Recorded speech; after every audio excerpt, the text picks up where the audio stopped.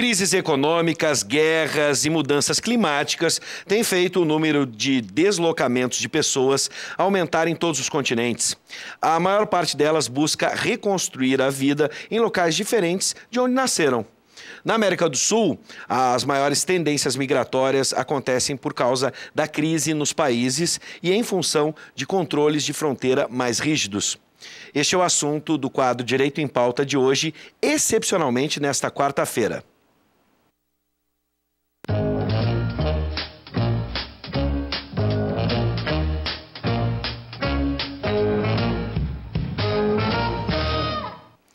A Venezuela vive uma inflação meteórica, com escassez de alimentos e de produtos de necessidade básica.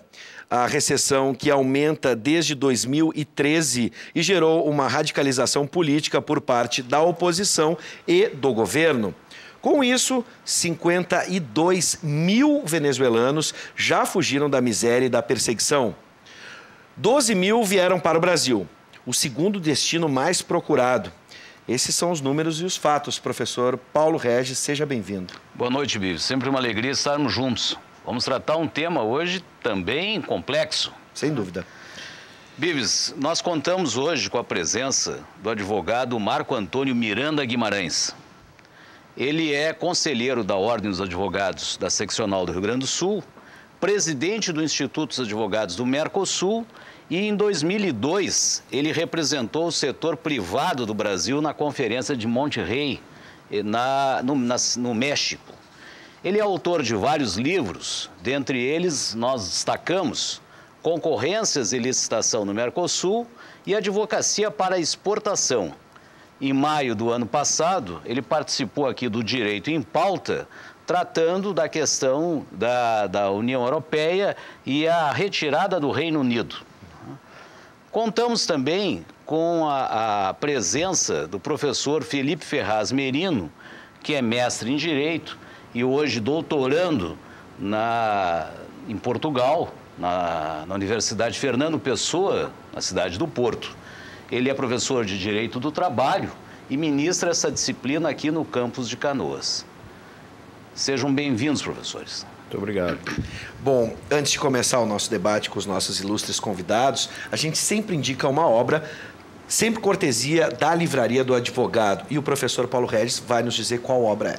Perfeitamente, Bives. Indicaremos mais uma publicação da Livraria do Advogado e editora, cujo título é Meios de Obtenção de Prova no Processo Penal.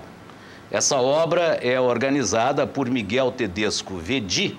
Ele é autor dessa magnífica obra e ele é doutor em Ciências Jurídico-Criminais, professor da Unicinos e da Escola da Magistratura do Rio Grande do Sul e também advogado criminalista. A obra conta também com a participação de outros ilustres colaboradores, tais como Celito de Bona, Paulo Tiago Fernandes Dias, Augusto Terrado Vilela e Guilherme Carvalho Barcelos. Nós vamos nos apropriar aqui do prefácio do professor Vedi. No prefácio da obra ele diz o seguinte: além dos meios tradicionais de obtenção da prova, para enfrentar a criminalidade organizada, a criminalidade econômica e os crimes contra a administração pública, teve o legislador que lançar mão de outros instrumentos bem mais invasivos do ponto de vista das garantias constitucionais, tais como colaborações premiadas, interceptações telefônicas e telemáticas, conduções coercitivas, os acordos de leniência, a infiltração de agentes, a ação controlada e outros temas. A obra, portanto, visa analisar esses institutos sob viés crítico. Essa é a indicação que nós fazemos hoje. Muito bem, se você está interessado, está na tela o telefone da Livraria do Advogado para que você possa adquirir. Está aí o telefone na tela. Bom, vamos começar a nossa conversa. Mais uma vez, sejam bem-vindos. Muito obrigado. Doutor Guimarães, começo pelo senhor, nosso convidado especial. A pergunta é a seguinte, doutor. Os venezuelanos estão enfrentando a falta de alimentos, por exemplo, remédios e produtos de higiene. Como explicar essa crise política e econômica da Venezuela, tendo em vista que a Venezuela já foi um dos países mais ricos, né? A gente sempre ouviu falar nos petrodólares, Ou enfim. mais rico. Bom, né? O mais rico. O mais rico da América do Sul, podemos assim dizer. Podemos. O que aconteceu, professor? O que ocorre muitas vezes é o que a gente chama de crise política. E outros chamam de crise econômica. O modelo econômico não é o mesmo aplicado lá pelo Chaves e depois pelo Maduro. Porque quando era a política do Chaves, poderia as pessoas ser contra, mas não se sentiam tão mal para sair a pé. Né? Já hoje, as pessoas têm escassez de alimento, é um problema de administração. E nisso pode haver diferença entre o que chamam de refugiado, de migrante político, que isto é uma diferenciação que fazem na França. O Macron faz essa diferença para justificar a possibilidade de ingresso na França, porque eles têm essa ideia de trazer os migrantes de forma humanitária. Então, o refugiado e o migrante econômico se fala de forma diferente. O migrante econômico é aquela pessoa que procura uma melhor condição de vida. O refugiado é aquele que sofre um risco de vida por perseguição ou mesmo por perseguição de gangues, que não é nem o governo. Sim. Uma gangue quer matar essa pessoa e a sua família, ele se refugia em outra jurisdição, outro estado. Na área da informática nós temos um caso emblemático, né? Mas aí já entra naquela classificação do asilo. Sim. Porque aí é uma pessoa que está sendo perseguida e discorda. É um dissidente político, mas há uma certa violência contra esse dissidente político, que é o Snowden, que foi para a Rússia. E vários russos nos Estados Unidos, muita gente é asilado político e a gente nem sabe. Mas hoje o fluxo é de refugiados. Pessoas que estão sendo perseguidas, por exemplo, cristãos que estão no Oriente Médio, fogem com medo de genocídio. Até mesmo muçulmanos, que é o que está criando problema. Então, muitos dizem assim, não, eles querem uma vida melhor na Europa. Tá? E muitos querem os Estados Unidos. Outros, no Brasil, nós temos da África, que é Gana, e o Senegal. Senegalês, sim. Senegalês. Aqui nós temos os haitianos, os venezuelanos e os bolivianos. Os bolivianos, nós podemos dizer que não está na situação da Venezuela. Tá? E tem as outras práticas de quem vai para fora e depois quer voltar porque lá são perseguidos em países europeus muito bons. Sim. Que é um caso, que até nós estávamos conversando antes, que é o caso de tráfico e trata de pessoas, que fazem o tráfico de pessoas para atividades ilícitas, até mesmo prostituição. Sim. Mas é uma espécie de escravatura, não é uma prostituição simples. É uma espécie de escravatura. A pessoa tem o seu passaporte retido, tá? E tem as pessoas que vêm da própria Venezuela ou de outro local e se transformam na prostituição e acabam fazendo prostituição. Muitas vezes porque não sabem dos direitos que têm. E aí acabam na mão de especuladores maldosos, né? Criminosos também. Perfeito. Professor Merino, ao oferecer refúgio aos venezuelanos, o Brasil permite que eles obtenham temporariamente uma carteira de trabalho. Permite que seus filhos sejam inscritos, matriculados em escolas. A palavra-chave nesse processo é xenofobia. há uma aversão, especialmente daqueles brasileiros que estão sendo pressionados, que moram na fronteira. Há uma concorrência, o trabalho é escasso e eles enxergam um invasor que estará tirando o seu trabalho, está ocupando o local das escolas que são destinadas aos brasileiros. O senhor, como especialista na área do trabalho, como é que se enxerga isso? Isso existe realmente, inclusive com manifestações violentas dos brasileiros em função dessa superlotação da cidade, de uma forma que sobrecarrega inclusive a rede pública de saúde, por exemplo, as vagas de emprego, vagas em escolas, porque é um ponto positivo do Brasil ele dar para essas pessoas a oportunidade de trabalho, que é diferente, por exemplo, na Europa. Para você conquistar o direito de trabalho na Europa é muito mais difícil, né? É a saída para lá. Agora, no Brasil, isso já é muito mais fácil, muito mais acessível. É um ponto positivo e o Brasil tem estrutura para receber essas pessoas.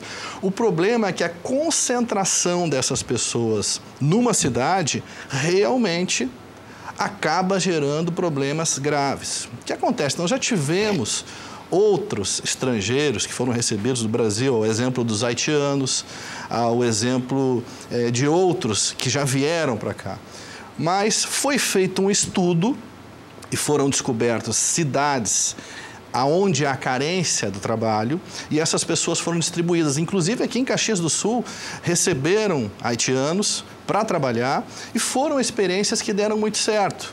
Então aí realmente está ocorrendo esse problema, mas está faltando uma atuação do poder público de mapeamento das cidades aonde existe a carência para gerar uma oportunidade melhor para essas pessoas e não causar esse transtorno para o cidadão brasileiro que às vezes fica um pouco prejudicado realmente com a superlotação da estrutura de saúde, escolas, por exemplo, e até o próprio mercado de trabalho realmente, que eles se sentem um pouco como alguém que está entrando ali, está trazendo essa concorrência. Perfeito. Então, tem que se fazer um trabalho de redistribuição dessas pessoas dentro das carências, porque o Brasil realmente tem cidades em que existe oferta de emprego, em que existe carência de mão de obra. Então, falta planejamento do governo. Correto. Doutor Guimarães, agora vamos olhar para as autoridades brasileiras e como a gente está lidando, especialmente com essa questão dos venezuelanos. Hoje, a abordagem do tema migratório pelas autoridades brasileiras, e aqui a gente, pelo menos pelas notícias, vem um impasse entre, por exemplo, o governo do estado de Roraima, a União, enfim, né? Essa abordagem, ela está afinada com a legislação de imigração brasileira? Na verdade, nós estamos falando em quantos mil venezuelanos? 52 mil levantamento. 52. Entraram 100... desculpa, 52 mil, mas no Brasil, me ajuda, Guilherme. 12 mil, exatamente. 12 mil. Na verdade, 20. Vamos botar 20, sim. 20. Ok. O que é isso no Brasil? Nada. Nada. Causar uma polêmica contra uma pessoa, porque é uma pessoa... Ele está morando lá, veio para cá, é refugiado, sim, ou é imigrante, ou é migrante econômico? Sim. Ah, é migrante econômico. Tá, ele quer viver melhor. Ele vai voltar para lá depois? Tudo bem. Nós também queremos fazer isso. Eles são do Mercosul. E nós queremos impedir que ele entre, tanto que a decisão do tribunal mesmo já impediu o fechamento da fronteira. Não tem fronteira, nós queremos ter uma integração, mas não queremos integrar. Não, só da nossa parte para lá, agora nós não podemos. Esse ponto, Bibs, esse ponto, me permita, por favor, professor. Esse ponto é crucial, né? Porque o doutor Guimarães falou em Mercosul, e eu fiz o paralelo com a União Europeia, onde o indivíduo trabalha, se desloca, quer dizer, nós queremos o Mercosul, mas de fronteira fechada. Mas outra coisa que a gente não se dá conta é que português, nós vamos para Portugal, tem 220 mil portugueses no Brasil, mas diminui porque eles se tornam cidadãos brasileiros no outro dia. São 110 mil portugueses que saem de Portugal todo ano. Portugal tem 11 milhões de originários aqui no Brasil. Portugal tem 10, 12 milhões de portugueses em Portugal. 20% da população portuguesa está fora de Portugal. Qual é a crise econômica magnífica comparado com a Venezuela? Não falta bacalhau, não falta pão, não falta vinho. Tá? Agora, na Venezuela está com problema? Está com problema. Vamos recebê-los? Por que não? Tá? Ora, nós temos 200 milhões de habitantes. 20 mil pessoas fazem o quê? Nem é uma água... como é que é? Uma colher de sal no oceano. Eu me lembro da cobrança, pelo menos do Estado, quanto à União, para o remanejamento, sim, dessas pessoas. Isso está ok. E isso é o que se cobra, pelo menos por parte do Estado, que essas pessoas não se concentrem todas no Estado de Roraima, por exemplo. Houve uma concentração excessiva naquele estado. Faz um porto, faz um lago, faz um aeroporto, já tem essas pessoas trabalhando. Bota uma fábrica lá, já tem uma pessoa trabalhando. E por lá pode ter um comércio maravilhoso. Professor, se me permite, até eu vou lhe fazer uma pergunta. Com relação a essas pessoas que vêm para cá, os venezuelanos que vêm para cá, e vêm de uma forma irregular, sem a documentação regular, como é que fica a fragilidade com relação à exploração do trabalho dessas pessoas? O problema mesmo é as pessoas que estão irregulares, porque aí elas não adquirem o direito. Sim. Que é o que o Trump fala lá nos Estados Unidos. Ele diz assim, a imigração ilegal é o problema. O problema da imigração legal, os Estados Unidos têm 187 tipos de visto. Então, basta a pessoa se enquadrar num desses quase 200 vistos que ele entra nos Estados Unidos legalmente. Agora, como há desinformação, a pessoa entra pelos coiotes lá e aí é a vítima. Né? Acreditar na pessoa errada é vítima. Não se informar adequadamente vai ser vítima também. Então, esse aspecto do trabalho, ele pode, porque ele tem o mesmo direito brasileiro, ele ganha carteira do trabalho. Por que ele vai trabalhar errado? Porque ele não conhece. Porque falam muitas coisas dessas pessoas. Mas muitos saem pela Guiana, muitos vão para a Colômbia, outros vêm para o Brasil, vão para os Estados Unidos ou vão para a Europa. E outros ficam no Brasil e querem ficar no Brasil. Então, o problema do refugiado ou do imigrante, nós somos todos imigrantes. Nós somos todos imigrantes. Então, nós falarmos contra a imigração é absurdo. O Brasil é imigrante. Ah, mas era outra, eu já ouvi falar, era outra época, um outro período. Sim, e agora é outro, muito melhor. Ah? Olha o que é Caxias, olha o que é Novo Hamburgo, olha o que é São Paulo. Ah, o Paraná com os eslavos. Ah, os japoneses de São Paulo. Pelo amor de Deus, tragam imigrantes para nós aqui. Nós estamos precisando deles. E se eles não trouxerem capital, dinheiro, nós vamos ver que essas pessoas vão trabalhar assim como os italianos vieram sem dinheiro e trabalharam. E fizeram toda essa riqueza. Nós precisamos dessas pessoas. E tem trabalho para todo mundo aqui no Brasil. Tá? Com tudo que aconteceu, o país ainda é rico. Ainda somos a 9ª economia do mundo. Mesmo com o percentual de desemprego que a gente enfrenta hoje? Mas o percentual de desemprego, ele não é um percentual tão real, porque o que vai e volta é a economia informal. Claro, nós queremos um melhor salário, nós queremos mais direitos trabalhistas, nós queremos... Para o nosso ponto de vista não está bom. Mas, em realidade, isso aqui é um paraíso, esse país. Esse país é um paraíso. Eu queria estar em outro país para poder migrar para o Brasil. É uma outra perspectiva. É uma outra visão. Claro. Outra visão. Doutor Guimarães, vamos retomar essa questão lá de Roraima. A ONU elogiou a decisão do Supremo Tribunal Federal, da lavra da ministra Rosa Weber.